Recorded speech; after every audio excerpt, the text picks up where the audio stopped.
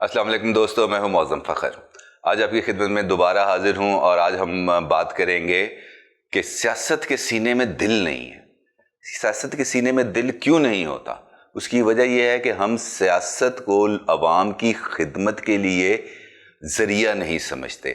ہم سیاست کو اقتدار میں جانے کی ایک ایسی سیڑھی سمجھتے ہیں جس پر پاؤں رکھ کے ہم اپنی منزل تک پہنچ سکیں۔ اس پر عوام کا سر ہو یا لوگوں کے جذبات، ہمیں اس کی کوئی پرواہ نہیں ہوتی۔ ابھی ریسنٹلی ہی آپ ملاحظہ فرمائیے کہ محترمہ مریم نواز کی دادی کا انتقال ہو گیا، یعنی کہ میاں محمد نواز شریف کی والدہ کا انتقال ہوا، اور مریم نواز اس وقت پشاور میں پی ڈی ایم کے جلسے میں موجود تھیں۔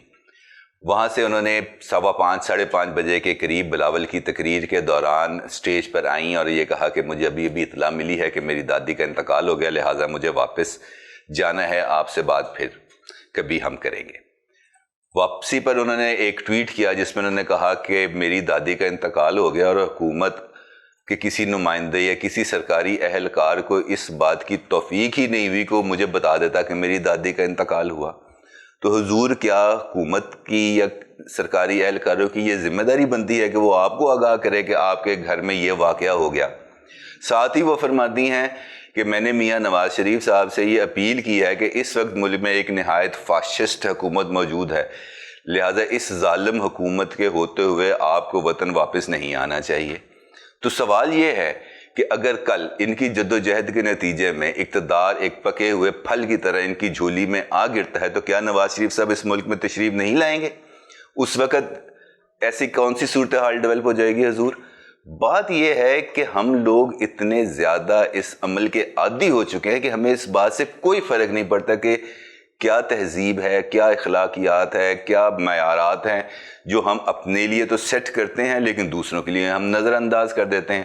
ابھی کل ہی کی بات تھی کہ میاں محمد نواز شریف صاحب جو ہے پرویز مشرف صاحب سے ایک معاہدہ کرنے کے بعد 10 سال کے لیے ملک سے باہر چلے گئے۔ اسی دوران اسی جلاوطنی کے دوران ان کے والد کا انتقال ہو گیا، لیکن وہ ان کی تدفین کے لیے ملک میں نہیں آئے بلکہ کلثوم نواز ان کی میت کو لے کے یہاں پر آئیں اور جاتی عمرہ میں ان کی تدفین کی گئی اور تدفین کے بعد وہ بھی واپس چلی گئیں۔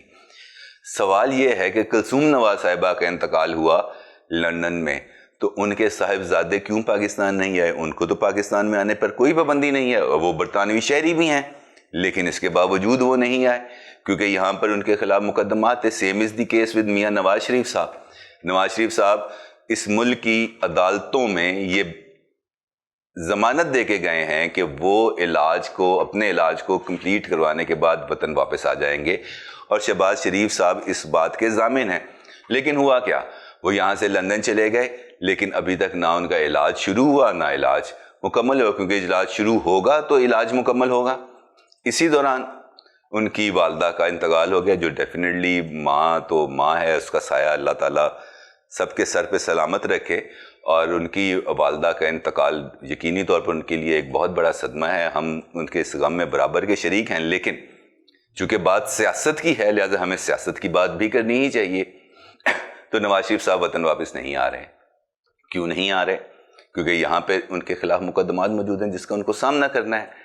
آج یا کل ان کو وطن واپس آنا ہے، لیکن وہ اس وقت کا انتظار میں ہیں جب یہاں پر ایسی گیم چل جائے کہ وہ آئیں اور عدالتوں سے اپنے لیے ایک مکمل کلین چٹ لیں اور دوبارہ پاک صاف ہو کر اقتدار کے ایوانوں میں گھومتے رہیں۔ دوستو، بات یہ ہے کہ اس وقت ہم جس صورتحال کا شکار ہیں، کیا ہماری لیڈرشپ کو اس کا اندازہ ہے؟ کیا نواز شریف صاحب کو اس کا اندازہ ہے؟ کیا عمران خان صاحب کو اس کا اندازہ ہے؟ کیا آصف علی زرداری صاحب کو اس کا اندازہ ہے؟ نہیں، یقیناً نہیں، کیونکہ ان کا روزمرہ معاملات کے ساتھ دور دور کا واسطہ نہیں۔ ان تینوں میں سے کسی سے پوچھیں کہ اس وقت آٹے کا کیا بھاؤ ہے تو وہ دائیں بائیں دیکھنا شروع کر دیں گے، کیونکہ ان کے نزدیک ان چیزوں کی کوئی ویلیو نہیں ہے۔ ان سے پوچھا جائے کہ آلو کا ریٹ کیا ہے تو وہ بڑے آرام سے مسکرا کے دائیں بائیں دیکھیں اور کہیں گے یار تینوں پتہ ہے، خاموشی اختیار۔ ہم اس وقت ڈے ٹو ڈے افیئرز میں اتنے برے طریقے سے الجھ گئے ہیں کہ ہمیں اس بات سے کوئی فرق ہی نہیں پڑتا کہ کون آ رہا ہے کون جا رہا ہے، کیونکہ ہمیں تو اپنے پیٹ کے لالے پڑے ہوئے ہیں۔ نہ اس معاملے میں حکومت سوچتی ہے، نہ اپوزیشن سوچتی ہے۔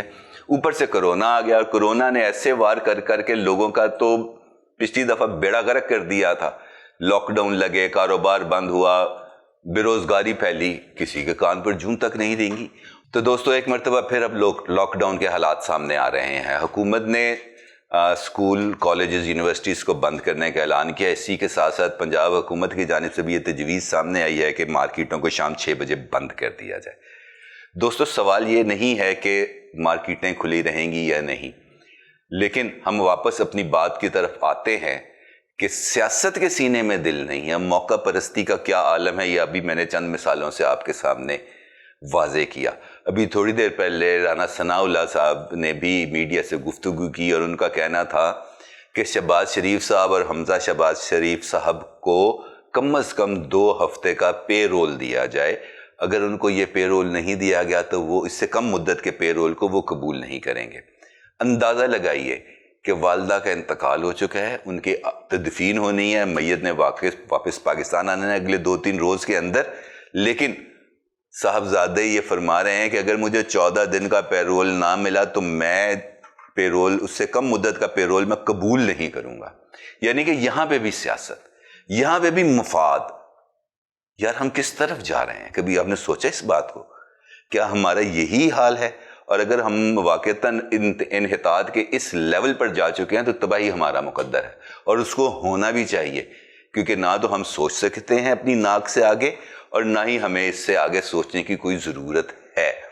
दोस्तों जैसे मैंने पहले कहा कि सियासत के सीने में दिल नहीं होता और लिहाजा किसी को हमारे बारे में सोचने की फुर्सत ही नहीं। सब लोग अपने अपने मफादात के पीछे भाग रहे हैं और मैं और आप और हम जैसे आम आदमी तो इनके इक़्तिदार के लिए ईंधन का काम करते हैं। जितना मर्जी ईंधन डालें, जितना ज़्यादा ईंधन डालेंगे गाड़ी उतना ज़्यादा फासला तय करेगी। सोचना यह है आपने और हमने कि हमने किस हद तक इनके इक़्तिदार का ईंधन बनना है और कब तक हमने इनके इक़्तिदार के लिए ईंधन बनते रहना है। ये सवाल मैं आपके लिए छोड़े जा रहा हूँ और इंशाअल्लाह आपसे जल्द मुलाकात होगी। अल्लाह हाफ़िज़।